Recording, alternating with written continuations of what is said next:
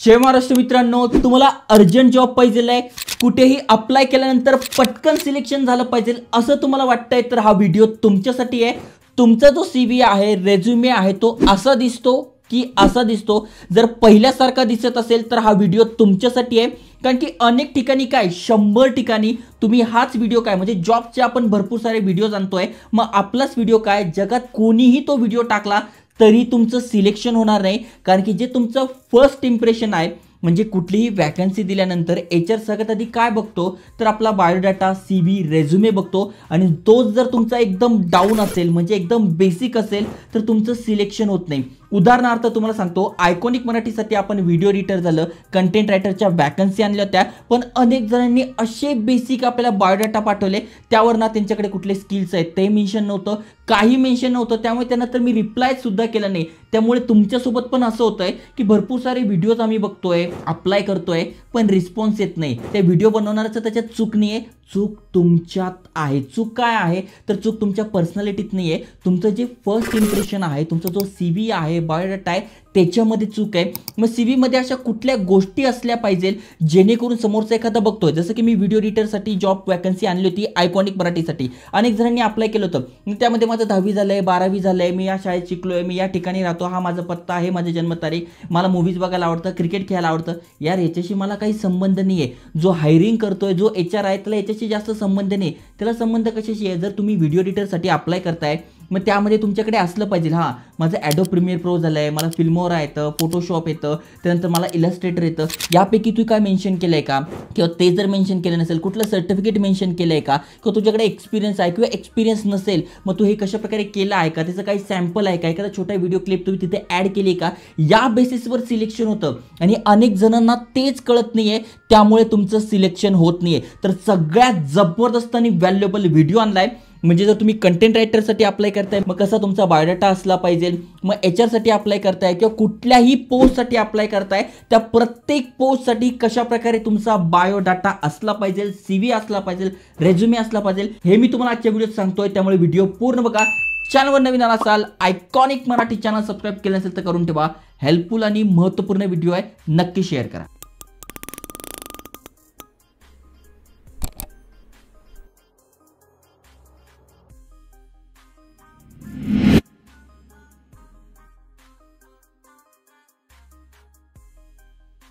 तर मित्रांनो, पटकन जॉब पाहिजे आहे तर असा रेझ्युमे आपल्याला बनवायचा आहे जेणेकरून एचआरनी बघितल्या त्याला वाटलं पाहिजे यस याच्यामध्ये काहीतरी दम आहे। आपलं फर्स्ट इम्प्रेशन असं असलं पाहिजे की त्यांनी आपल्याला शॉर्टलिस्टिंग केलं पाहिजे, मग आपला इंटरव्ह्यू होईल आणि आपल्याला जॉब मिळेल। मग यासाठी कशा प्रकारे बायोडाटा बनवायचा, रेझ्युमे बनवायचा, तर सगळ्यात आधी तुम्हाला काय करायचं आहे, त्याचं जे हेडर आहे ते प्रॉपर पाहिजे, त्याच्यानंतर तुमचे एज्युकेशन डिटेल्स पाहिजे, एक्सपिरियन्स असेल तर एक्सपिरियन्स टाका। अनेक जण म्हणते यार आम्ही कॉलेज पास आउट आहोत, आमच्याकडे काय एक्सपिरियन्स नाही। अरे एक्सपिरियन्स नसेल पण तू कॉलेजमध्ये काहीतरी शिकला असेल ना, मग ते मेन्शन कर की कॉलेजमध्ये असताना आम्ही ह्या प्रोजेक्टवर काम केलं आहे। समजा तुम्ही अकाउंटिंग रिलेटेड केलेलं आहे, अकाउंटसाठी जॉबसाठी तुम्ही अप्लाय करताय, मग कॉलेजमध्ये असताना आम्ही या प्रोजेक्टवर काम केलं होतं, कारण की कॉलेजमध्ये प्रोजेक्ट्स वगैरे होतात ना, मग ते तुम्ही मेन्शन करत नाही, त्यामुळे तुमचं सिलेक्शन होत नाही। तर तेच मी तुम्हाला आजच्या व्हिडिओत सांगतोय।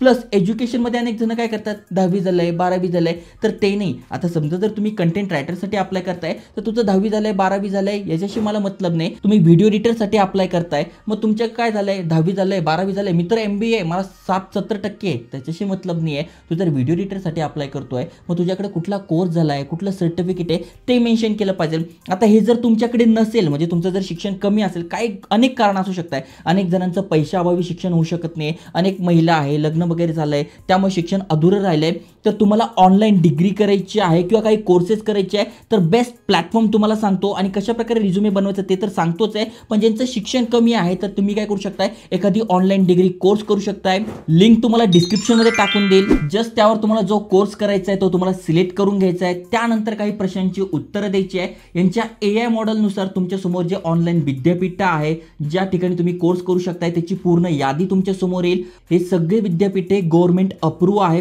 त्यानंतर तुम्हाला इथे 2 पर्याय मिळतील, तुम्ही पाहिजे तर डायरेक्ट जे पण विद्यापीठ आहे त्यांच्या अधिकाऱ्यांशी थेट बोलू शकताय किंवा मोफत ऑडिओ व्हिडिओ करिअर मार्गदर्शन घेऊ शकताय, तज्ञांशी बोलू शकताय। महत्त्वाचं म्हणजे हे जे तज्ञ आहे ते तुम्ही प्रवेश घेतल्यापासून तर तुम्ही जॉब लागतंय म्हणजे प्लेसमेंट पर्यंत तुमच्या सोबत राहतात, त्यानंतर तुम्ही त्याची तुलना करू शकताय, म्हणजे कंपॅरिझन करू शकताय. फी किती आहे, प्लेसमेंट, विद्यार्थी रेटिंग, EMI सुविधा आहे का, यांसारख्या 30 पेक्षा जास्त घटकांवर तुम्ही काय करू शकताय, कंपेअर करू शकताय. त्यानंतर तुमच्यासाठी तुम्ही योग्य विद्यापीठ निवडू शकताय. यामध्ये EMI ऑप्शन सुद्धा अवेलेबल आहे. सगळ्यात महत्त्वाची गोष्ट म्हणजे कॉलेज विद्या डायरेक्ट तुम्हाला त्यांच्या ऑफिशियल वेबसाईटवर घेऊन जाते. त्यामुळे जे पण घोटाळे होतात, ज्या फेक वेबसाईट आहेत, त्यापासून आपला बचाव होतो. आणि अजून महत्त्वाचं म्हणजे placement support service career booster program, ज्याची किंमत 6,999 आहे. लिंक डिस्क्रिप्शन मध्ये टाकून देईल. तिथून जर तुम्ही ऍडमिशन घेताय तर ते सुद्धा तुम्हाला फ्री मिळणार आहे. त्यामुळे जर तुमचं शिक्षण अपूर्ण झालं असेल तर नक्की तुम्ही ऑनलाईन डिग्री करू शकताय. लिंक डिस्क्रिप्शन मध्ये टाकली आहे, नक्की फायदा घ्या. आता हे झालं तुमच्या शिक्षणाबद्दल. म्हणजे जर तुमचं शिक्षण अपूर्ण असेल तर तुम्ही ज्या पण फील्डसाठी अप्लाय करताय, ज्या पण फील्डमध्ये इंटरेस्ट येतो, तुम्ही कोर्स करून घेतला, ते बायोडाटामध्ये मेन्शन करताय. अजून कुठल्या फील्डसाठी कशा प्रकारे बायोडाटा CV बनवायचा डायरेक्ट तुम्हाला स्क्रीनवर जाऊन समजून सांगतो. तर मित्रांनो तुम्ही ते बघू शकताय. अशा प्रकारचा बायोडाटा आपल्याला बनवायचा नाहीये, अशा प्रकारचा बनवायचा आहे. मग कशा प्रकारे बनवला जातो तर तुम्ही थोडक्यामध्ये इथे बघू शकताय. त्यामध्ये कुठले कुठले पॉईंट आले पाहिजे याची लिंक मी डिस्क्रिप्शनमध्ये टाकून देईल, तुम्ही वाचू शकताय. आता थोडक्यात जर तुम्ही ते एक्सपिरियन्स टाकताय तर बघा यांनी कसं एक्सपिरियन्स टाकलाय, hard working manager with experience hiring, असं नाही टाकायचं. तर कसं टाकायचं, मॅक्झिमाइज स्टाफ स्केड्युलिंग. बघा अशा प्रकारचं तुम्ही टाकताय तर इथे आय कॅचिंग होतं आणि HR ला पण वाटतं यार या बंदेमध्ये दम आहे, याला आपण सिलेक्ट केलं पाहिजे. यासारखे असे भरपूर सारे पॉईंट आहे ज्याद्वारे HR इम्प्रेस होतो. त्यानंतर इथे बघा समरी तुम्ही लिहिताय, पॅशनेट सेल्स रिप्रेझेंटेटिव्ह, तर असं नाही लिहिता certified sale leadership professional with 6 year experience, असं तुम्ही लिहिताय. तर इथे बघा एक छाप पडते आणि HR तुमचं सिलेक्शन करतो. तर असे भरपूर सारे बायोडाटा सॅम्पल्स, रेझ्युमे सॅम्पल्स आहे. जसं की तुम्ही इथे बघू शकताय कुठल्या फील्डसाठी तुम्ही अप्लाय करताय. जसं की बघा बिझनेस अँटिकसाठी करताय, एक्झिक्युटिव्हसाठी करताय, मग त्याचा रेझ्युमे कसा असला पाहिजे. त्यानंतर अकाउंटिंग फील्डसाठी करताय, त्याचा कसा असला पाहिजे, बिझनेस अँटिकचा कसा असला पाहिजे, आर्टिस्टचा कसा असला पाहिजे, रायटरचा कसा असला पाहिजे, मॉडेल झालं, ॲक्टर झालं, व्हिडिओग्राफर झालं, किंवा मग तुम्ही डेटा सायंटिस्टसाठी अप्लाय करताय, डेटा एंट्रीसाठी अप्लाय करताय, व्हिडिओ एडिटसाठी अप्लाय करताय, ग्राफिक डिझाईनसाठी अप्लाय करताय, किंवा कुठल्याही फील्डसाठी, मग इंजिनियर झालं, सिव्हिल इंजिनियर झालं, केमिकल इंजिनियर, आर्किटेक्चरसाठी अप्लाय करताय, एक्झिक्युटिव्हसाठी अप्लाय करताय. त्यानंतर बघा तुम्ही कुठल्या फील्डसाठी अप्लाय करताय, फूड सर्व्हिसेस झालं, रेस्टॉरंट झालं, वेटर झालं, त्यानुसार तुम्हाला इथे बायोडाटा बनवायचा आहे. फ्रीलान्सरसाठी कशा प्रकारे आपला रेझ्युमे असला पाहिजे ते तुम्ही इथे बघू शकताय. कंटेंट रायटरसाठी कसा असला पाहिजे, ट्रान्सलेटरसाठी कसा असला पाहिजे हे तुम्हाला बघून घ्यायचं आहे. गव्हर्नमेंट जॉबसाठी कसा असला पाहिजे. त्यानंतर तुम्ही फ्रेशर्स आहात तर मग तुम्हाला इंटर्नशिप करायची, तर इंटर्नशिपसाठी कसा असला पाहिजे, एंट्री लेवलचा कसा असला पाहिजे, कॉलेजसाठी कसा असला पाहिजे. तर असे भरपूर सारे सॅम्पल्स तुम्हाला इथे बघायला मिळणार आहे, ज्याचा नक्कीच तुम्ही फायदा घेऊन एक प्रोफेशनल बायोडाटा रेझ्युमे बनवू शकताय. मग डिजिटल मार्केटिंगचे अनेक सारे आपण वॅकन्सी आणतोय.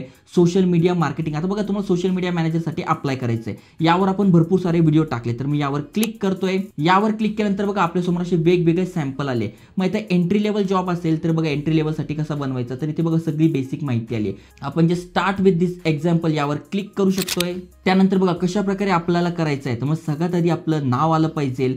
त्यानंतर इथे बघा आपला ईमेल ॲड्रेस, कॉन्टॅक्ट डिटेल्स आला आहे, लिंक्डइनची आपली लिंक आली आहे. त्यानंतर समरी आली आहे, ज्या समरीवरनं HR ला लगेच कळून जाईल की समोरचा काय आहे. ओके, त्यानंतर यांनी काय काय प्रोजेक्ट केलेले आहे, कुठले कुठले स्किल याच्याकडे आहे, त्यानंतर एज्युकेशन कुठलं आहे याच्याकडे ते येतंय. तुम्ही इझिली हे एडिट करू शकताय.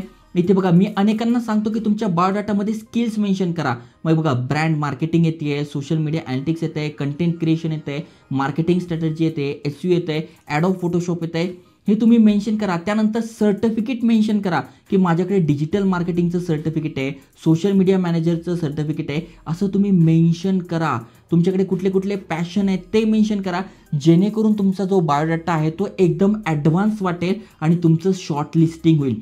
असे भरपूर सारे आहे. आता इथे बघा मार्केटिंगसाठी अप्लाय करताय किंवा डिजिटल मार्केटिंगसाठीच तुम्ही अप्लाय करताय, मग इथे बघा ॲडव्हान्स लेवलचे सुद्धा आहे, मग ते पण तुम्ही करू शकणार आहात. आता जर तुम्हाला असा प्रोफेशनल बायोडाटा बनवायचा असेल तर तुम्ही फ्रीमध्ये पण बनवू शकताय. इथे बघा जस्ट इथे किती आहे तर ₹0 प्लॅनमध्ये तुम्ही फ्रीमध्ये 2 बायोडाटा रेझ्युमे बनवू शकताय, ज्यामध्ये सगळी माहिती तुम्ही टाकू शकताय. पेड पाहिजे तर पेड पण घ्या, पण मी पेड रिकमेंड करत नाही. तुम्ही फुकटामध्ये फ्रीमध्ये बायोडाटा बनवू शकताय आणि अशा प्रकारचा एखादा क्रिएटिव्ह बायोडाटा करून जो तुमची प्रॉपर माहिती देईल आणि तुमचं पटकन शॉर्टलिस्टिंग होईल. त्यामुळे तुम्ही पण अडकले आहात, एकाच ठिकाणी आहात, यार अप्लाय करतोय, रिप्लाय येत नाहीये, तर नक्की तुम्ही एखादी ऑनलाईन डिग्री करून घ्या.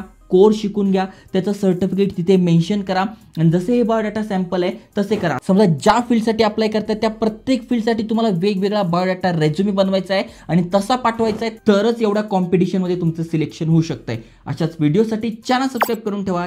जय हिंद, जय महाराष्ट्र.